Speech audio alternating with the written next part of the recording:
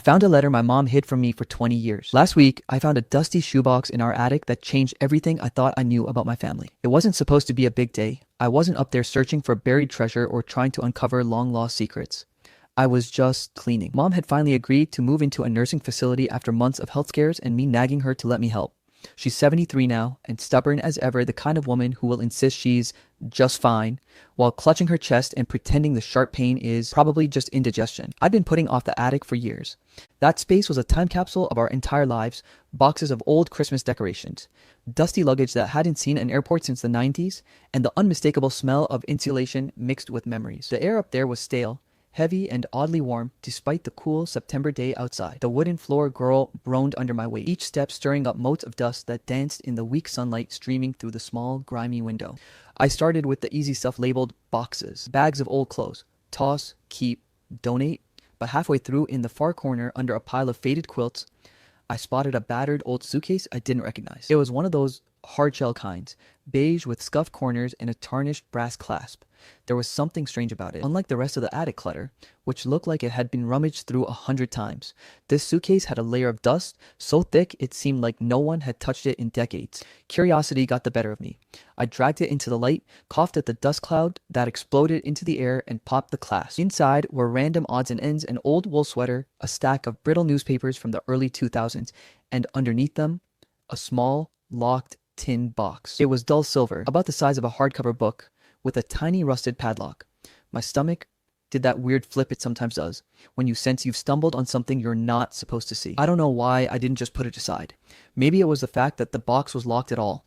Why lock something unless it's worth hiding? I rifled through nearby drawers, found nothing that looked like a key, and finally decided, screw it. One good whack with a hammer I found in Dad's old toolbox, and the lock snapped clean off. The metal lid creaked open, releasing a faint, musty smell like the air inside had been trapped since the early 2000s. Inside was a small stack of papers, some photographs, and a yellowed envelope. My name was written on it in bold, slanted handwriting. At first, I didn't think much of it. Old family letter, maybe something a mom wrote me when I was a kid. But then I noticed the date in the corner 20 years ago and the handwriting. It wasn't Mom's, it was Dad's. The problem? My dad died when I was 4. For a moment, I just sat there, frozen, staring at the envelope. The attic seemed suddenly smaller, the air thicker. My hands felt clammy. Dad's handwriting was something I barely remembered, but it was burned into my brain in the way certain childhood things stick with you. The label he put on my toy box, the notes he'd leave in my lunch bag. Strong, slightly messy, always written with a black pen. It couldn't be. The logical part of my brain was screaming at me. Maybe it was an old letter he wrote before he died. Something Mom kept, but never gave me. But another part. The part that remembered the warmth of his laugh and the way he used to tuck me in at night. Whispered something else. I turned the envelope over. The flap was still sealed. My heart pounded in my ears.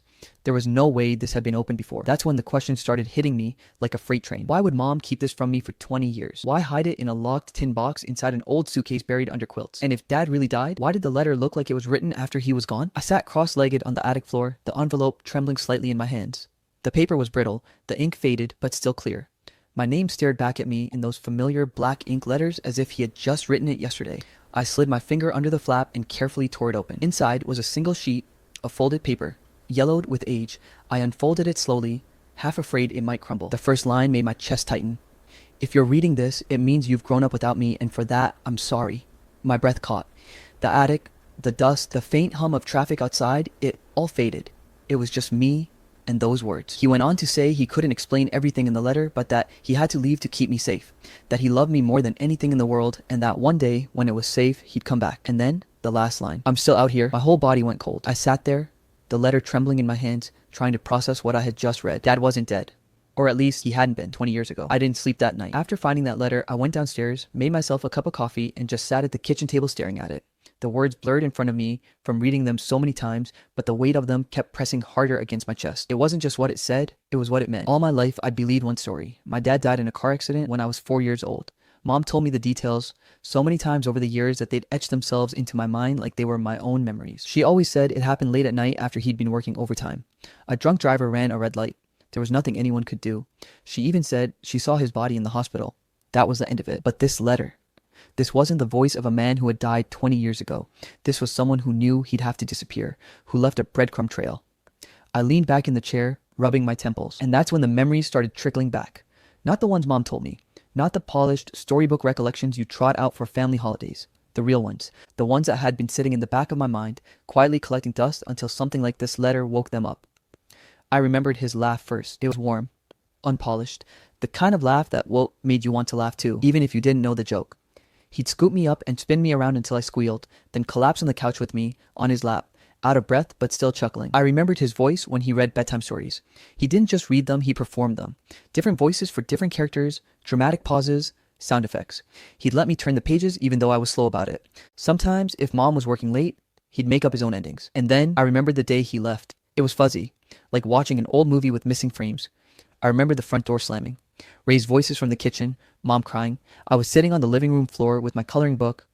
My crayon paused mid-line because something in their tone made my little kid brain go still. Then dad came into the living room.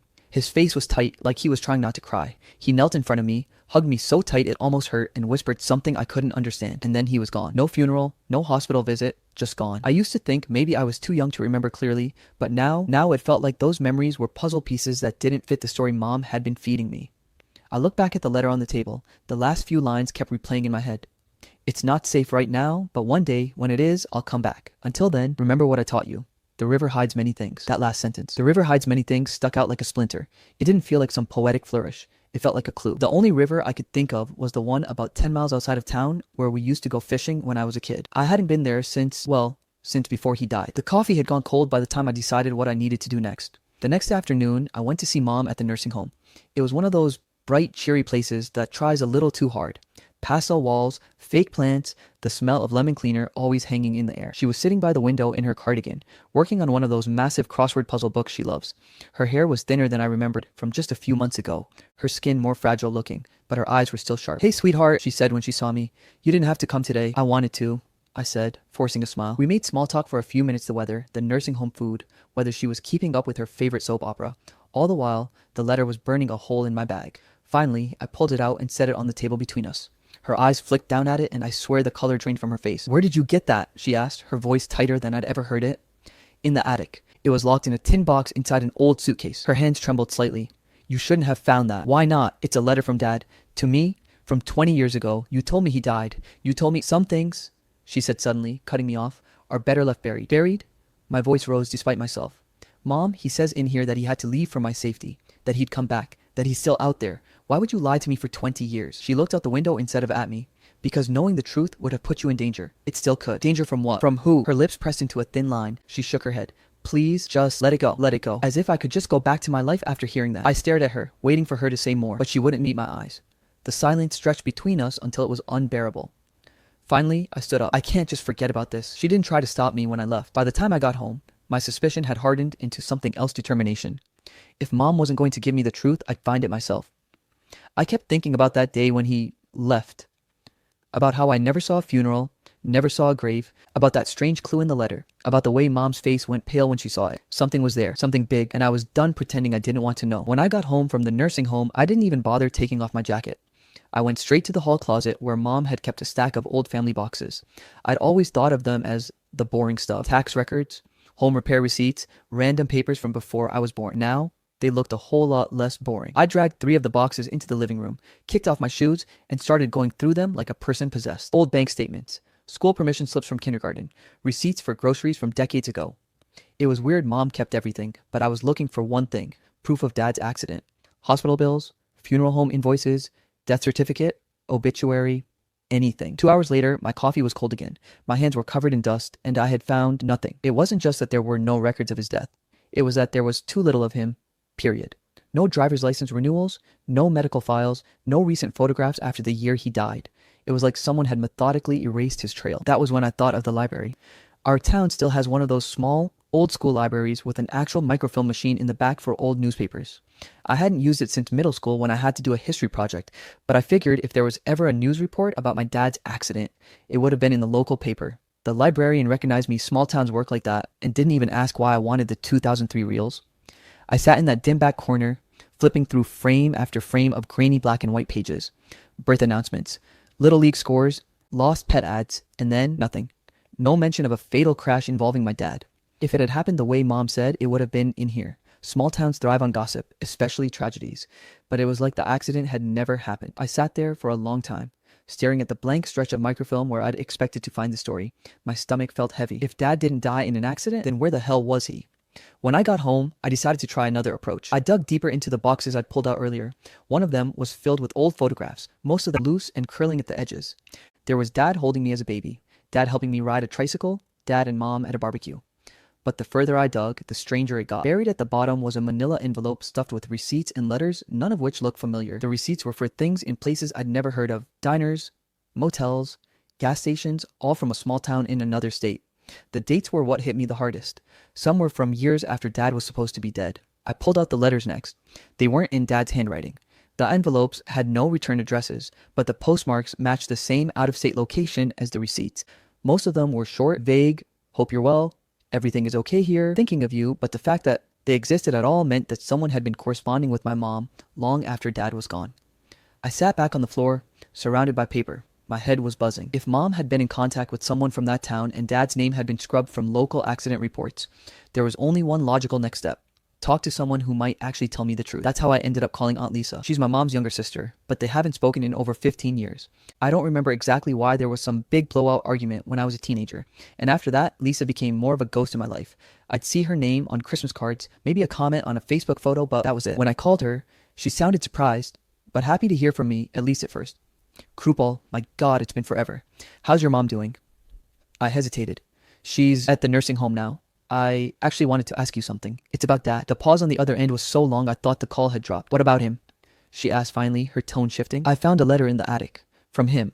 From 20 years ago. It says he had to leave to keep me safe. It says he's still out there. Silence again. Lisa? She let out a slow breath. Oh, Krupal. You weren't Joey supposed to know about that. My grip on the phone tightened. So it's true? He's alive? I didn't say that. But you didn't say he's dead either. She sighed. Look, I can't tell you everything.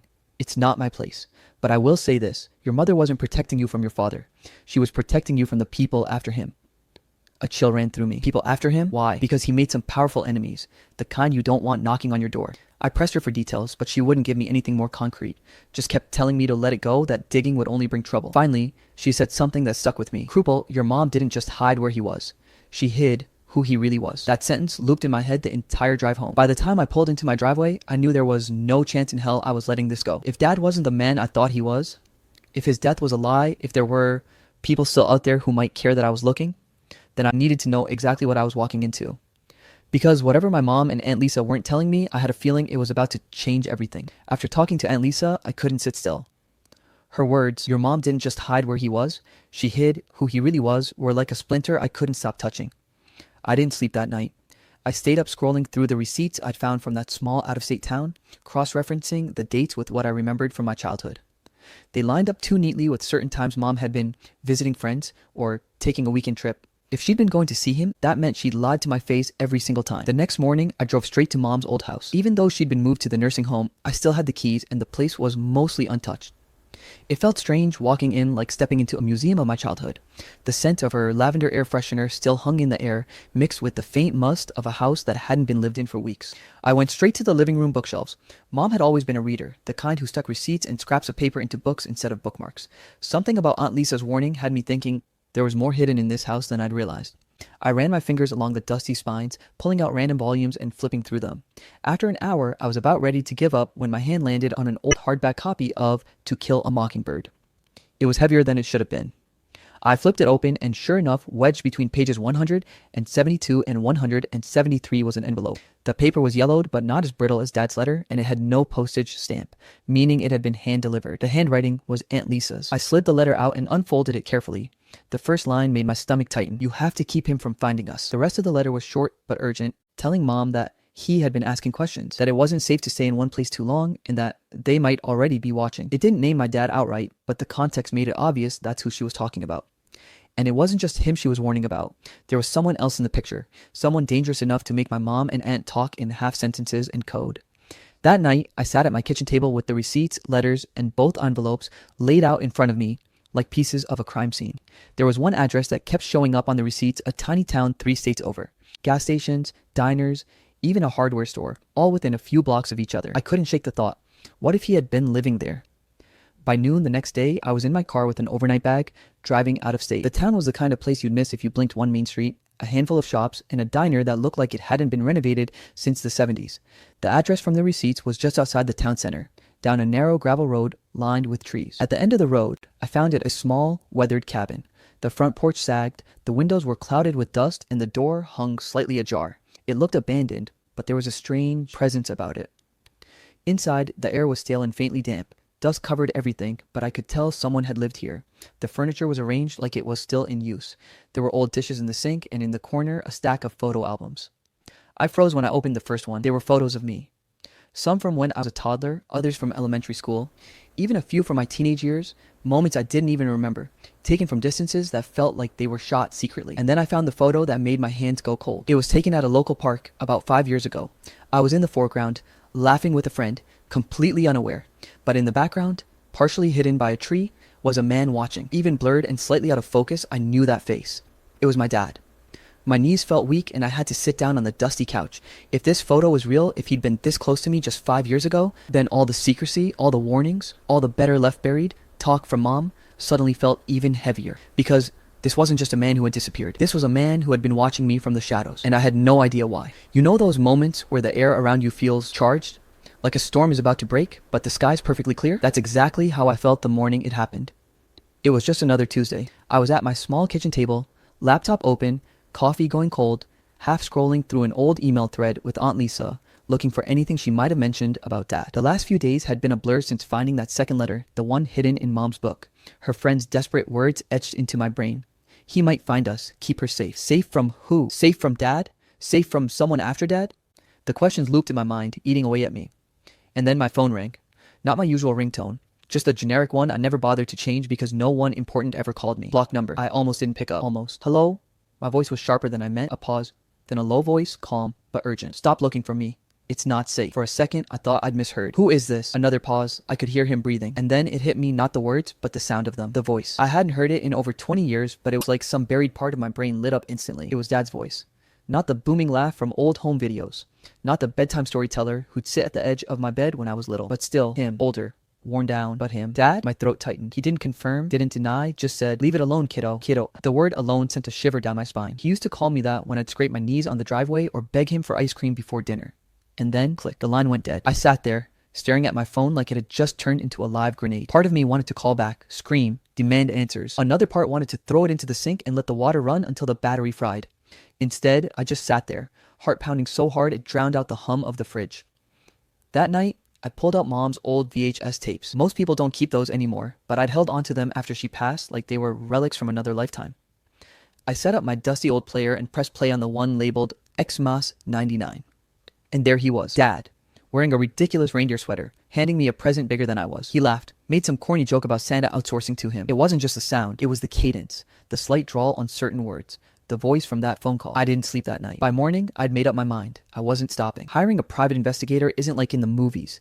There's no shadowy office with blinds casting dramatic stripes across the room. I found mine through a recommendation from a guy I knew in college, a guy who once used him to track down a business partner who skipped town. The PI's name was Marcus. Late 40s, ex-cop, the kind of guy who could blend into any crowd. When I met him at a small diner, he didn't waste time. You think your dad's alive, he said between bites of toast. I know he's alive. I told him about the call, the letters, the cabin, the photo with the man in the background who looked like Dad. Marcus listened, barely reacting. When I finished, he leaned back and tapped his pen against the table. All right, but if what you're saying is true and your old man's hiding from something dangerous, we tread lightly. No rattling cages unless we know what's in them. The next week was a waiting game. Marcus ran searches, dug into old records, followed whatever crumbs he could find. Every time my phone buzzed, my stomach flipped. When he finally called, his voice was different, heavier. I found something. You might want to sit down. Turns out, my dad had changed his name multiple times. Each identity lasted a few years before he moved on, and his last known alias, he ditched it 5 years ago. But here's the kicker, Marcus had traced one of those identities to a federal database. Dad wasn't just hiding. He'd been in the witness protection program. I felt like someone had punched the air out of my lungs. It explained so much: the sudden disappearance, Mom's secrecy, Aunt Lisa's warning. Marcus kept going. From what I can piece together, your dad was a whistleblower, testified against some dangerous people, think organized crime. Big money. After that, he vanished into witness protection. Your mom probably knew the whole time and figured the less you knew, the safer you'd be. Dangerous people. The phrase echoed in my head. And then I thought of the call. Stop looking for me. It's not safe. I wanted to be angry at Mom. Part of me was. She let me grow up thinking Dad had abandoned us, never once telling me he might have done it to protect me. But another part of me understood. If I'd been in her shoes, Would I have done any different? Still, the more I thought about it, the more one thing became clear.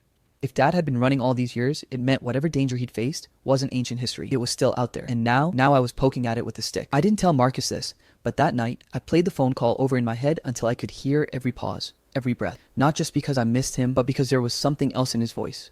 Not fear, not anger, regret.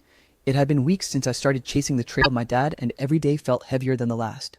Between Aunt Lisa's warnings, Marcus's updates, and the little breadcrumbs from the letters, my head felt like it was in a vice. But the one thing I realized I had to do next was confront Mom. I needed answers straight from her. No more half-truths, no more better left buried. I drove out to the nursing home, gripping Dad's first letter in my pocket like it was a lifeline. I didn't know how she'd react or if she'd even be willing to talk. The ride felt endless. I kept imagining her face when I laid the evidence out. The photo from the cabin, the second letter from Aunt Lisa, even the phone call I'd gotten from Dad himself. I entered the room quietly. Mom was sitting in her favorite chair near the window, working on one of those giant crossword puzzles she always insists are good for the mind. Her glasses were slightly crooked, and she looked up at me like she knew something was coming. Maybe she always did? "Hey, Mom," I said softly. "Krupal," she said, her voice tight. I didn't let her finish. I slid the letters, photos, and even the cabin picture onto the small table between us. My hands were shaking, but I couldn't stop. "I found everything," I said, my voice rising despite myself. "The letters, the receipts, the photos from the cabin. Aunt Lisa even warned me you were hiding more than just where he was. And I got a call. From him. Mom, he's alive. Isn't he?" Her face went pale, and for a moment she looked like a deer caught in headlights. Then slowly, almost imperceptibly, her shoulders slumped. "Oh, Krupal," she said, her voice cracking. "I hoped you'd never have to know. I really did." "Why, Mom? Why would you lie to me for 20 years? I needed to know the truth," I almost shouted. "All this time you've been protecting..." "What? Yourself? Me? Him? What the hell was going on?" Tears welled up in her eyes, and she finally put down her pen. She reached out and took my hands, trembling. "It wasn't easy. It was never easy," she said, her voice soft now. "Your father, he's alive, and he had to leave. I can't even begin to explain everything, but if he had stayed, both of you would have been in danger. He had enemies, Krupal, dangerous people, and I promised him I'd keep you safe." I felt a mix of relief and rage, a storm of emotions I couldn't control. "So, you let me grow up thinking he was dead? 20 years of lies?" She nodded, tears streaming down her cheeks. "I burned every letter he sent for the first 10 years. Every single one. I didn't want you to get curious, to start asking questions. He wanted it that way. He said if you ever found out too soon, it could put you in danger." I felt my chest tighten. Betrayal, anger, confusion. But alongside it, there was a strange understanding. I could see her fear, the weight she carried alone, the sacrifices she'd made to keep me safe. I didn't know what else to do, Krupal. I loved him. I loved you. And I did the only thing I could think of. I promised him you'd be safe. And I promised myself I could keep that promise. I pulled back slightly, letting go of her hands. My mind was racing. The evidence, the phone call, the letters, the cabin, it all fit. And yet, the truth wasn't just in the documents. It was in her eyes, in the tremor of her voice, in the way she'd fought so hard to protect me. And still, despite understanding her fear, I knew I couldn't stay on the sidelines anymore. I couldn't live the rest of my life wondering where he was or why he had left. "Mom," I said softly but firmly, "I get it. I understand why you did what you did. I really do. But I have to find him. I need to know the truth from him." She shook her head, her hands clutching mine tightly. "Krupal, meeting him could put both of you in danger. You don't know the half of what's out there." "I have to try," I said. "I can't just let 20 years go by without answers. I need to see him. I need to know why he left, why he stayed hidden, why he called me." For a long moment, she just stared at me. Her lips quivered, but she didn't argue. Finally, she nodded, resigned. "You're stubborn," she whispered, a sad smile breaking through her tears. "Just like your father." We sat there in silence for a while, letting the weight of everything settle around us. I could feel the years of secrets pressing down on both of us. But for the first time, the walls between us weren't made of lies and half-truths. They were just real. I left the nursing home that day carrying more than the evidence and letters. I carried a new sense of purpose, tempered by the heavy realization of how dangerous this could get. But I also carried a strange sense of peace. I knew my mom had done what she thought was right, and now it was my turn to find my father. Because no matter what, I couldn't stop now. I hadn't felt this kind of nervous energy in years, not since I was a kid, waiting to open Christmas presents, and certainly not since I first read Dad's hidden letter in the attic. But this was different. Marcus, the private investigator, had finally tracked him down. A remote coastal town, barely on the map, with a small boatyard tucked between the cliffs and the sea. Apparently, he'd been living there under a new name for the last several years, working quietly, trying to disappear entirely from the world. I rented a small car and drove the length of the coast. Windows down, the salty wind in my hair, my mind a tornado of anticipation, fear, and a strange kind of hope. I kept imagining what I'd say when I saw him. Would he even recognize me after all these years? Would he be angry, afraid, or would he just walk away like a stranger? The boatyard appeared suddenly, small and ramshackle, with a few boats bobbing in the water and nets hanging on poles to dry. And then I saw him. He was older, More weathered than I remembered in childhood photos, hair streaked with gray, hands rough from work. But the moment I recognized his posture, the slight tilt of his head, the way he squinted against the sun, I knew it was him. My dad. Alive. Right there. I parked and got out, heart hammering in my chest. He didn't see me at first, focused on repairing the hull of a small fishing boat. Every instinct screamed at me to run, to hide, to be careful, but I couldn't. I had to go to him. Dad? My voice cracked the silence like a gunshot. He froze. Slowly, cautiously, he turned. And then recognition. His eyes went wide, and for a moment he didn't speak, didn't move, just stared. And in that second, everything from my childhood came rushing back. The laugh, the bedtime stories, the warmth, the safety I had always associated with him. Krupal. His voice was low, almost a whisper, but it carried across the yard. You found me. I took a step closer. I had to. I needed to know. He ran a hand through his hair, looking down at the ground like he was gathering strength. Then he looked back at me. I never wanted it to be like this. I left to keep you safe. I had no choice. And then the story poured out of him everything he had been holding inside for 20 years. The corruption case he'd stumbled onto while working in a government office, the threats that came after, the near-death experiences, and the years in hiding, constantly moving, constantly looking over his shoulder. He told me about witness protection, the aliases, the careful life he had built to avoid being found, about how he had watched from afar, keeping tabs, making sure I was safe, always at a distance, how he had missed my birthdays, my school graduations, the small milestones, but had never stopped thinking about me. I listened, stunned, absorbing everything, trying not to cry, trying not to scream, trying not to shake with the relief and anger and love all at once. I kept watching, he said, voice breaking. Every time I thought I was safe enough to come back, I couldn't risk it. Not for you, not for your mom. I thought I was protecting everyone by staying away. I wanted to run to him, to throw myself into his arms like I had when I was a kid, but part of me hesitated. 20 years of absence, of lies, of fear. It wasn't that simple. We spent the next few days together, cautiously reconnecting. We walked along the cliffs, talked about my childhood memories he had missed, and he told me stories I had never known, things only he could remember. We laughed awkwardly at times, cried at others. Each conversation peeled back another layer of the lost years, slowly rebuilding what had been broken. And yet, there was an underlying tension, a shadow hanging over every moment. He warned me repeatedly that we couldn't stay in touch publicly, that any contact could put both of us in danger. He showed me the lengths he had gone to, the people who might still be looking. But even with the fear, even with the rules he imposed, it felt real.